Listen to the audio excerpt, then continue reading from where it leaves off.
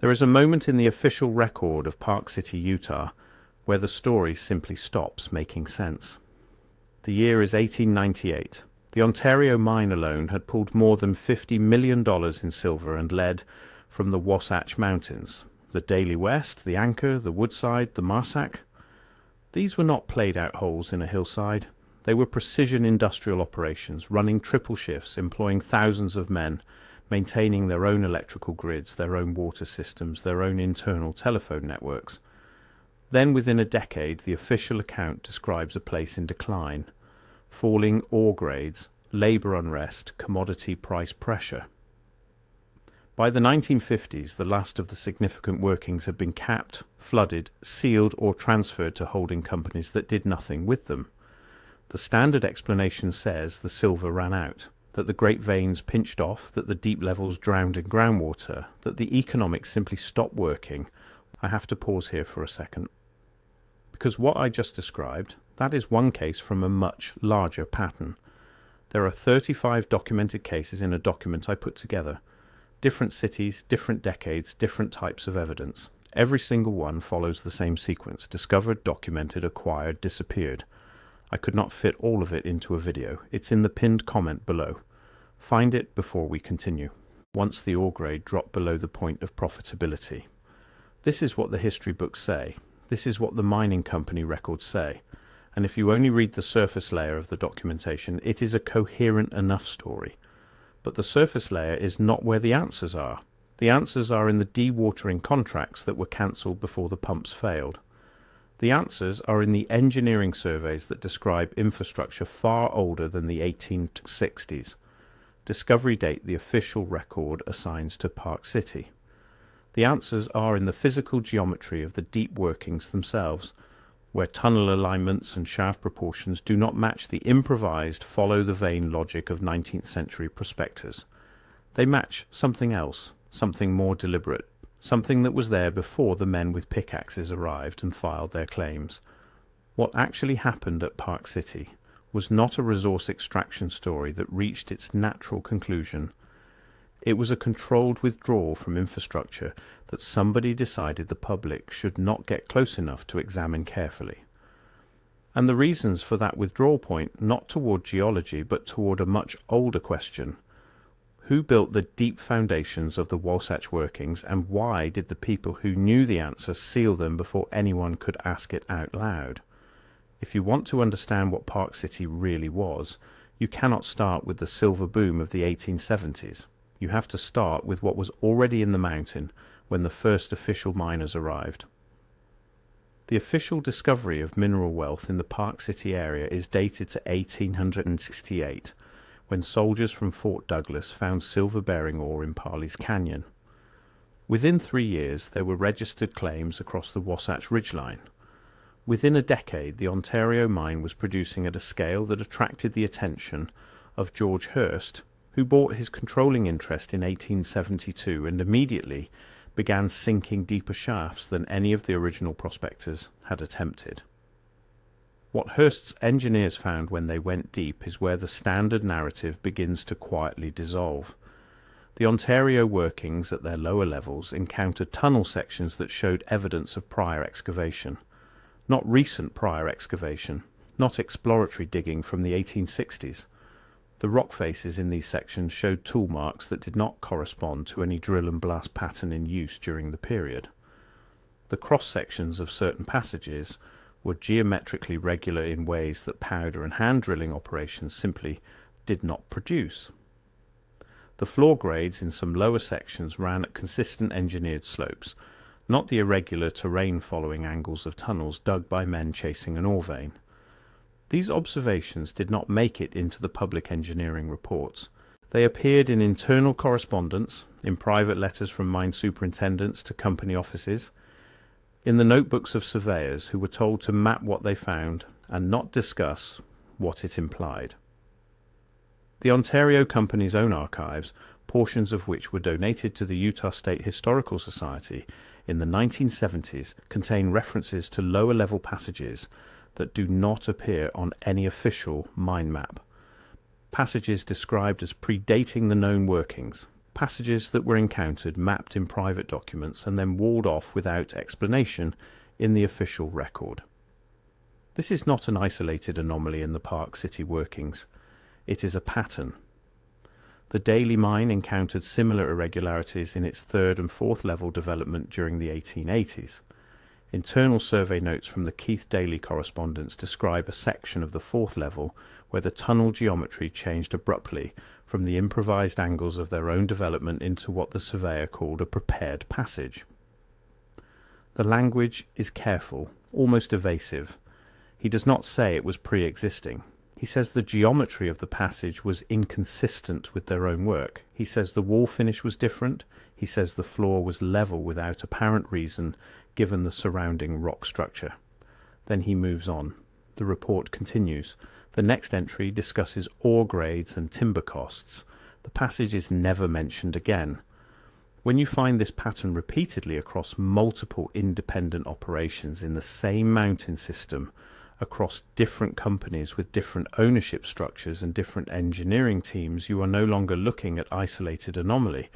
You are looking at a systematic reality that the people who encountered it agreed, without apparent coordination, to leave out of the official record. The question is not whether they found something older than the silver boom. It is what that something was, and why the men who found it behaved as though they had been instructed not to notice. The energy infrastructure question. The official history of Park City's industrial infrastructure describes a mining camp that built itself up from scratch, starting in the early 1870s. The first buildings were temporary. The first ore processing was crude. The first electrical systems came in the late 1880s, following the broader pattern of Western mining camp electrification. This is the standard account, and on its surface it tracks with the general history of industrial development in the American West. The problem is the water infrastructure. Park City's deep mines required dewatering operations of extraordinary scale. The Ontario alone, at its working depths, was managing groundwater infiltration that required continuous pumping at volumes that challenged the mechanical capacity of the period. This is not unusual for deep hard rock mining. What is unusual is the drainage system that the Ontario engineers connected to in the 1880s, when they began driving their lower drainage adits. A drainage adit is a horizontal tunnel driven from the surface to intersect a mine working at a lower elevation, allowing groundwater to drain by gravity rather than being pumped to surface. The Ontario Drain Tunnel, begun in 1878 and extended through the 1880s, was one of the largest such projects in Utah mining history. Its engineering is well documented in the public record. What is less documented is what the Ontario engineers encountered when they drove that tunnel east into the mountain.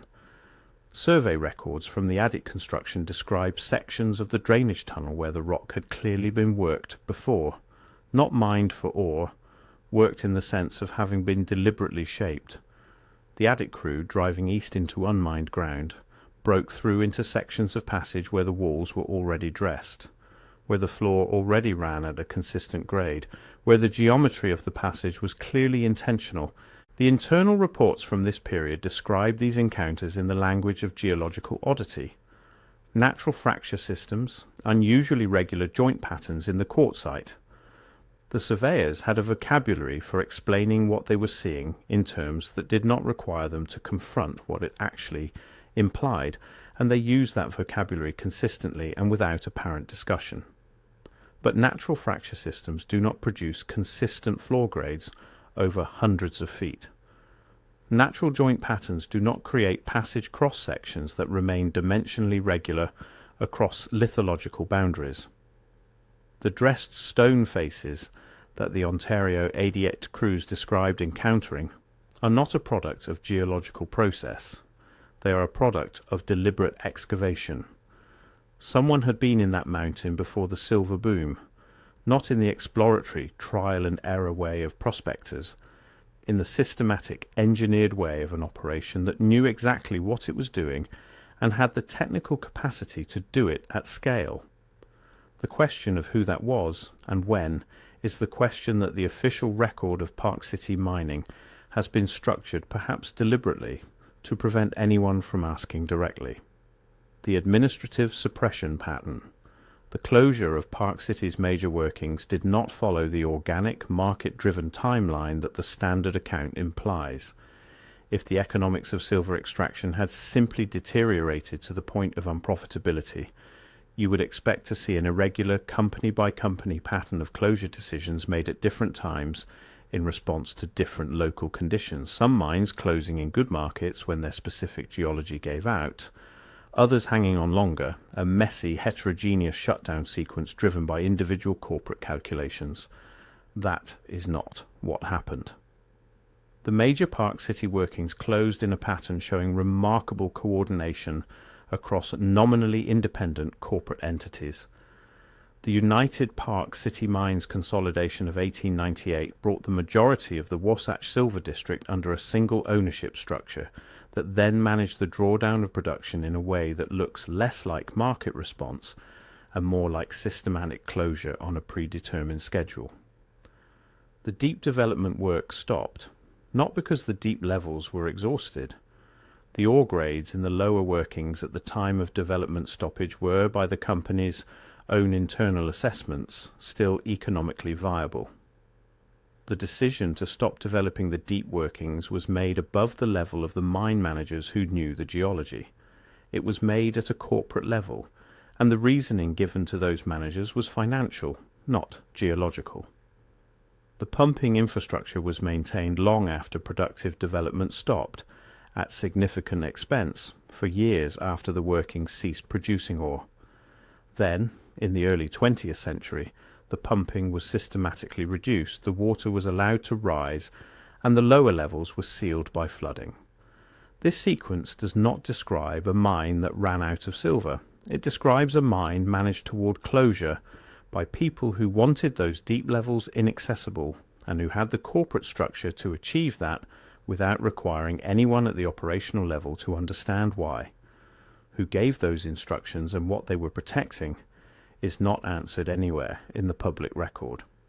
The geometry of the deep workings.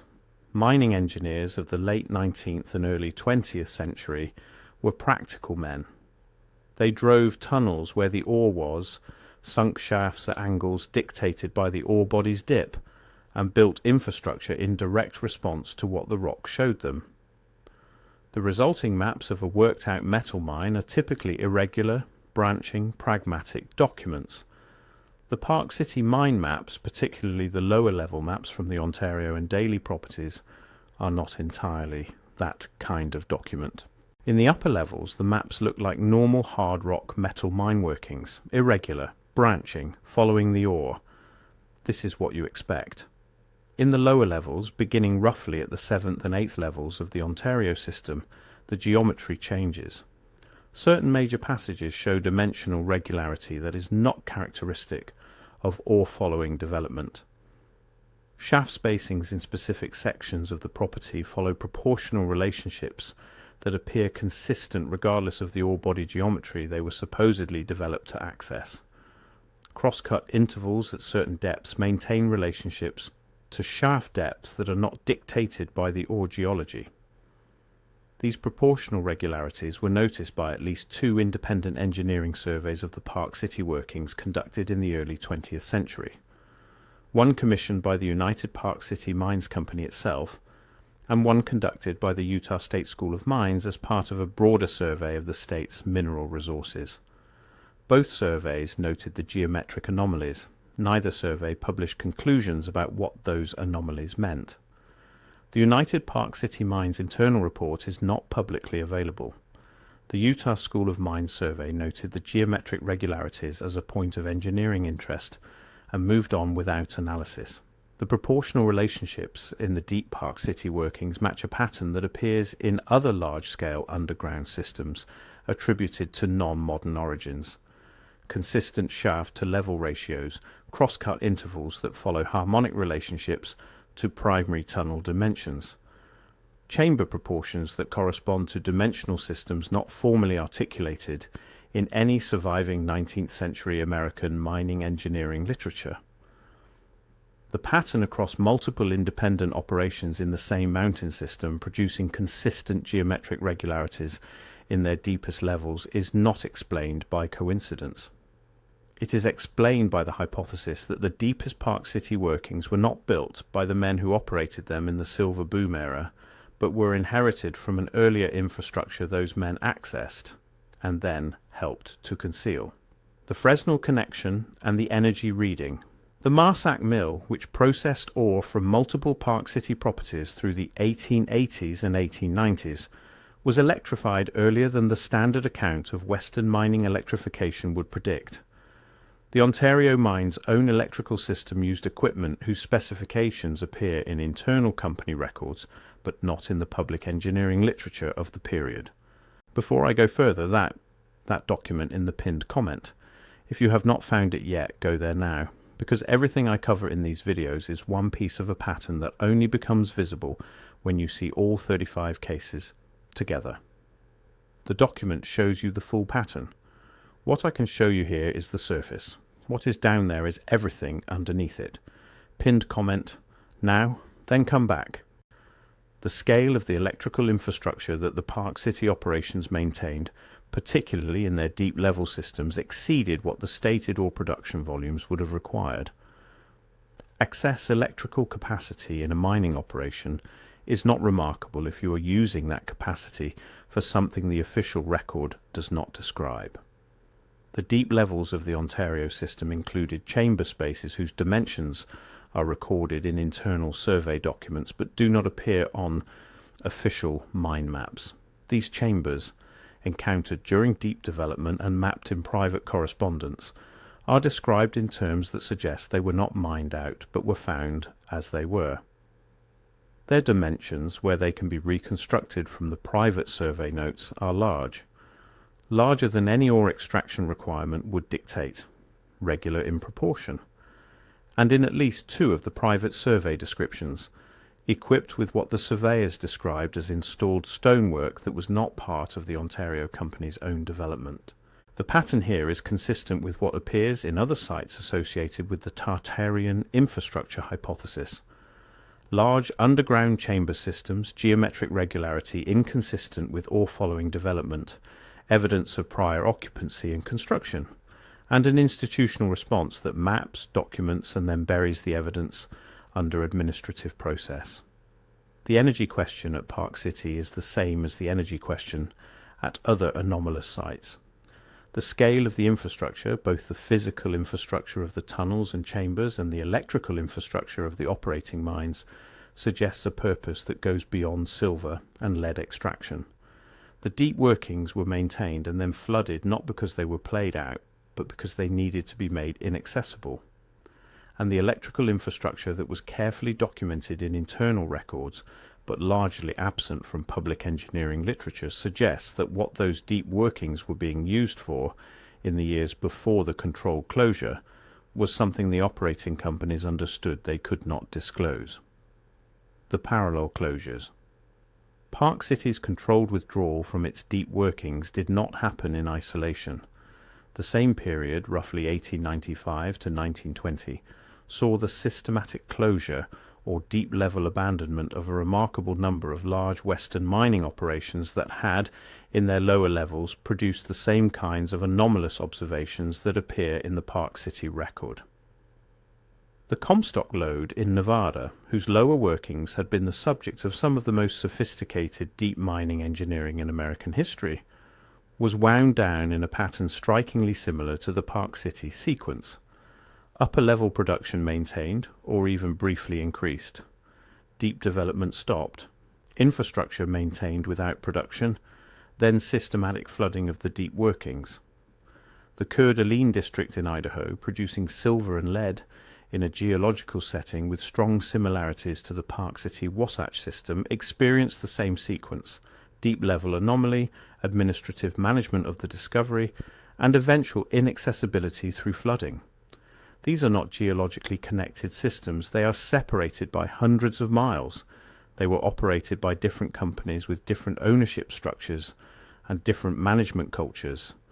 The probability that they independently produce the same pattern of deep-level anomaly followed by the same pattern of institutional suppression, followed by the same pattern of controlled closure, through coincidence or parallel organic response to similar market conditions, is not credible. The simpler explanation is coordination. Not necessarily explicit, documented board meeting coordination, though that evidence may well exist in corporate archives that have never been fully examined by independent researchers. The coordination may have operated at the level of shared understanding among the financial and industrial interests that controlled these operations, that the deep workings contained something that should not be examined publicly, and that the correct response was to manage these properties toward permanent inaccessibility. Who coordinated that understanding, and through what mechanisms, is a question the public record cannot answer, because the public record was constructed precisely to prevent that question from being asked clearly. The suppressed engineering literature. One of the most striking features of the Park City anomaly, when you look at it closely, is the gap between the internal technical documentation and the public engineering literature of the period. Western mining engineering in the late 19th century produced a substantial body of published literature: professional journals, government geological surveys, university technical publications. The men who wrote it were professionals with little reason to obscure technical realities their audience would have understood. The Park City workings are underrepresented in this literature relative to their scale and economic significance.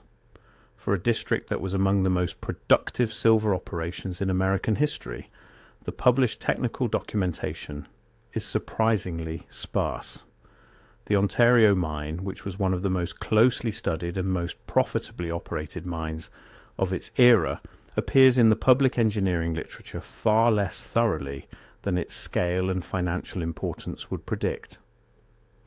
The internal documentation that substitutes for this missing public literature, the company correspondence, the private survey notebooks, the management reports that stayed within the corporate structure and never entered public circulation, tells a different story. Not a complete story, not a story with clear protagonists and explicit decisions documented, but a story with consistent anomalies, consistent departures from expected engineering observation, and a consistent institutional pattern of encountering something unexpected in the deep workings and deciding to manage that encounter within the private record rather than the public one. The gap between what the internal record suggests was found and what the public record acknowledges is not the gap from routine corporate confidentiality about ore grades and production costs.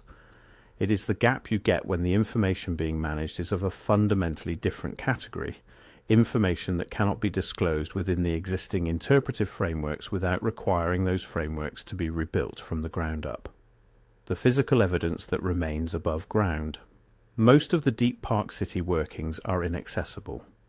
The flooding of the lower levels, the collapse of unsupported upper workings, the systematic dismantling of surface infrastructure, and the eventual conversion of the district into a ski resort have combined to make direct physical examination of the most anomalous sections impossible through ordinary means.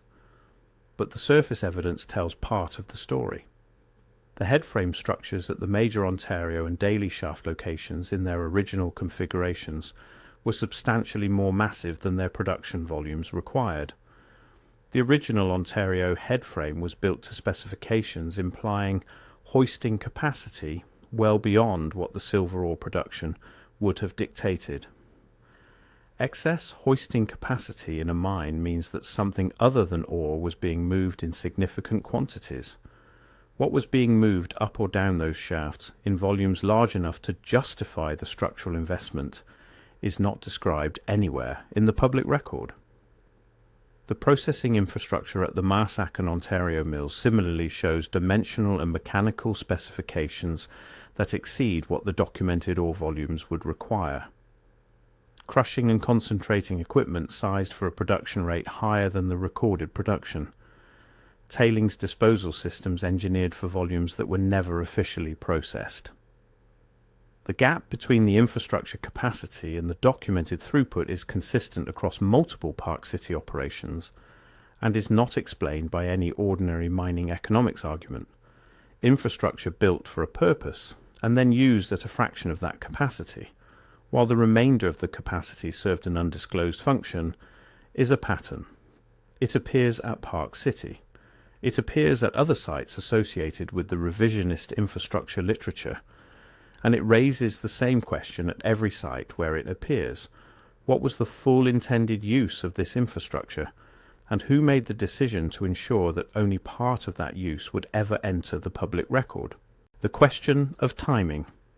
The final major silver production at Park City wound down in a period that coincides with other significant institutional transitions in American economic and industrial history. The Federal Reserve Act of 1913. The Income Tax Amendment of the same year. The systematic consolidation of major American industrial concerns into holding structures that concentrated control while diffusing apparent ownership. The First World War and the economic reorganization it enabled.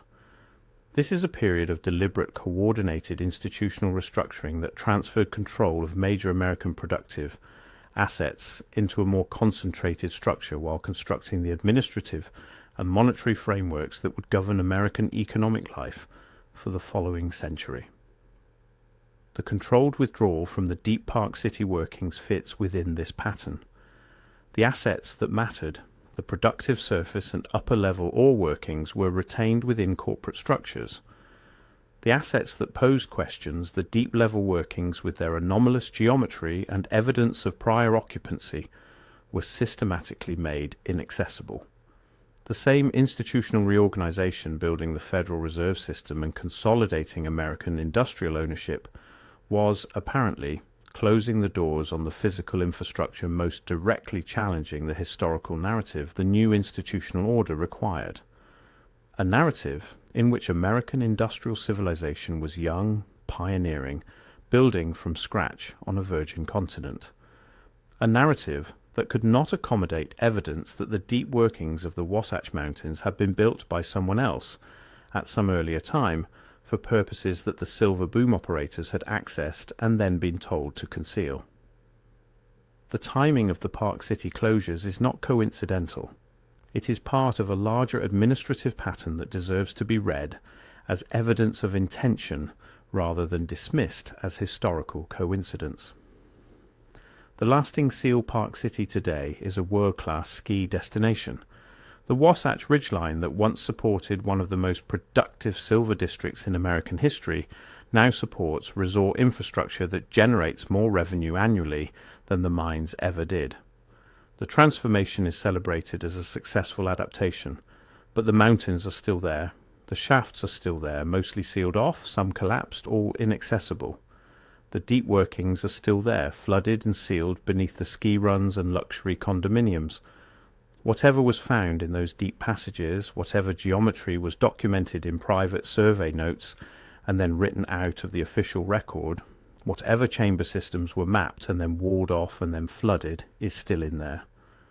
The transformation of Park City from mining district to ski resort completed the work that the controlled corporate withdrawal had begun. You cannot investigate flooded mines beneath active ski runs. You cannot conduct independent archaeological survey of passages that collapsed when the timber supports were removed. You cannot examine the wall finishes in deep level tunnels that are sealed under 10 stories of groundwater. The evidence is not destroyed. It is made practically inaccessible. This is a different thing, and the distinction matters. Destroyed evidence leaves nothing to find. Made inaccessible evidence leaves the question open, available in principle, but protected in practice by physics and economics and the administrative frameworks that govern access to land and subterranean space. The seal at Park City is not yet permanent. The technology to access flooded underground workings has advanced significantly since the closures. The questions the anomalous documentation raises have not been answered by the public record, because the public record was never designed to answer them.